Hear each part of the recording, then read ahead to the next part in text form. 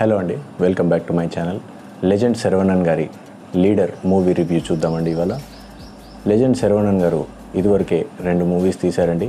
ఆ production values మాత్రం గొప్పగా ఉండేవండి. ఇది మాత్రం నాకు గుర్తుంది. ఈ మూవీ కూడా నో డిఫరెంట్ అండి. ఈ మూవీ గ్లిమ్సు, టీజరు, యాక్షన్ ట్రైలరు ఇవన్నీ నేను ఆల్రెడీ చూశాను. వాటి రివ్యూస్ కూడా మన ఛానల్లో ఉన్నాయి. They are all well made and well cut teaser trailers అండి. ఈ మూవీ కూడా very rich in production values అండి. ఇన్ఫ్యాక్ట్ ఇది లెజెండ్ శరవణ స్టోర్స్ ప్రొడక్షన్లోనే తీశారు. అంటే లెజెండ్ శరవణన్ గారి ప్రొడక్షనేనండి. మ్యూజిక్ వచ్చేసి కిప్రాన్ గారండి. బ్యాక్గ్రౌండ్ స్కోర్ అండ్ మ్యూజిక్ చాలా బాగున్నాయండి. డైరెక్షన్ వచ్చేసి ఆర్ఎస్ దురై గారండి. ఆర్ఎస్ దురై గారు ఇదివరకు ధర్మయోగి, కాకి చొక్కా, లోకల్ బాయ్, భైరవం ఫస్ట్ 3 ఏమో తెలుగులో డబ్ అయిన తమిళ్ మూవీస్ అండి. భైరవం ఏమో తమిళ్లో తీసిన గరుడన్ మూవీకి రీమేక్ అండి. ఈ 4 సినిమాలు ఈయన డైరెక్షన్లోనే వచ్చాయండి. ఇందులో ధర్మయోగి సినిమా చాలా బాగా నచ్చిందండి అప్పట్లో.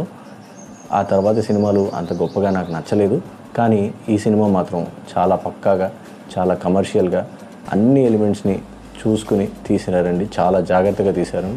ఈ స్టోరీలో ఎటువంటి లూజ్ ఎండ్స్ కానీ ఓపెన్ ఎండ్స్ కానీ సినిమా అయిపోయే టైంకి అన్ఆన్సర్డ్గా ఉండదండి. అంత పక్కాగా తీశారండి. నార్మల్ యాక్టర్స్ని పెట్టి గ్రేట్ స్క్రిప్ట్తో తీసిన సినిమాలు హిట్ అవుతాయి అనేది ఈ మూవీ మళ్ళీ ఒకసారి ప్రూవ్ చేస్తుందండి.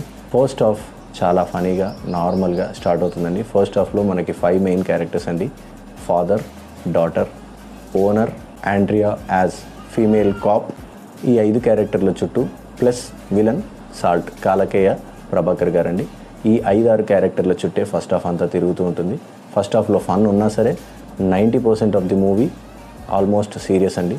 డెడ్ సీరియస్ అవుతుంది సెకండ్ హాఫ్లో. అండ్ ఈ మూవీలో కాలకేయ ప్రభాకర్ గారు ట్యూటికోరిన్ అంటే తూత్తుకుడి హార్బర్లో ఆయన చేసిన క్రిమినల్ పనిని అడ్డుకోవడానికి వచ్చిన కాప్ ఆండ్రియా గారు ఆ విలన్ని క్యాప్చర్ చే ప్రాసెస్లో శరవణన్ గారిని ఎలాగా ఆ ప్రాసెస్లోకి లాగారు, దానివల్ల శరవణన్ గారు ఎలా ఎఫెక్ట్ అయ్యారు, ఆ క్రైమ్, పోలీస్ అండ్ కాప్ మధ్యలో ఉన్న డైనమిక్స్లో ఇతను ఎప్పుడైతే లాగబడ్డాడో అప్పుడు తనకి, తన డాటర్కి థ్రెట్ అనేది ఏర్పడుతుందండి.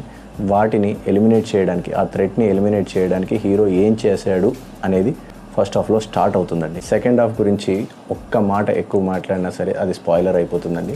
సో సెకండ్ హాఫ్ గురించి నేను పెద్దగా ఏమీ చెప్పదలుచుకోలేదు. సెకండ్ హాఫ్ మీరు చూడండి, పక్కాగా ఎంజాయ్ చేస్తారు.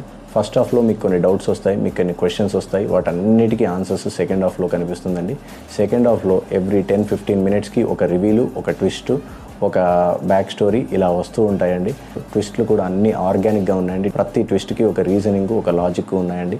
స్క్రిప్ట్ చాలా వండర్ఫుల్గా రాశారనిపించిందండి. మీకు ఎవ్రీ 10-15 మినిట్స్కి ఒక సర్ప్రైజు, ఒక ట్విస్టు, ఒక రివీలు, ఒక షాక్ ఇలా ఉంటుందండి క్లైమాక్స్ వరకు. ఫస్ట్ హాఫ్లో ఏదైతే కాస్త డిసప్పాయింట్మెంట్, ఇదేంటి ఈ క్వశ్చన్కి ఆన్సర్ ఇవ్వలేదు, ఇదేంటి ఇది ఎలా ఫిట్ అవుతుంది, దీని వెనక లాజిక్ ఏంటి అని మనం కొంచెం డిసప్పాయింట్ అవుతాం కదండి. వాటన్నిటినీ సెకండ్ హాఫ్లో మీకు అసలు ఏ క్వశ్చన్, ఏ డౌట్, ఎటువంటి డిసప్పాయింట్మెంట్ లేకుండా చేసిందండి సెకండ్ హాఫ్.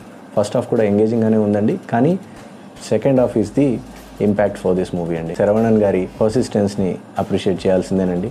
తనని ఎంత ట్రోల్ చేసినా సరే వారు మాత్రం ఒక హిట్ని డెలివర్ చేశారనేది ఎవ్వరూ డినై చేయలేరండి. ఈ మూవీ పక్కా హిట్ అండి. మీకు thriller genre, action movies and ఒక స్టోరీ ఓరియంటెడ్ మూవీస్ నాకు నచ్చుతాయి, యాక్టర్ అందచందాలతో నాకు సంబంధం లేదు అనుకుంటే ఈ మూవీని పక్కాగా ఎంజాయ్ చేస్తారండి. శరవణన్ గారు మిగతా యాక్టర్స్ లాగా అంత ఇమోట్ చేయలేకపోవచ్చండి. బట్ వారి క్యారెక్టర్లో వారు జస్టిఫై చేశారు. వారి యాక్షన్ ఇంకొంచెం ఇంప్రూవ్ అయితే సంతోషం అండి. బట్ విత్ టైం అది అవుతుంది అనుకుంటున్నాను. ఇప్పటికైతే స్టోరీ డామినేట్ చేస్తుందండి. Thank you. Like, share, comment and subscribe to my channel and help this channel grow. For more such content, visit my channel and check out the other videos. Thank you.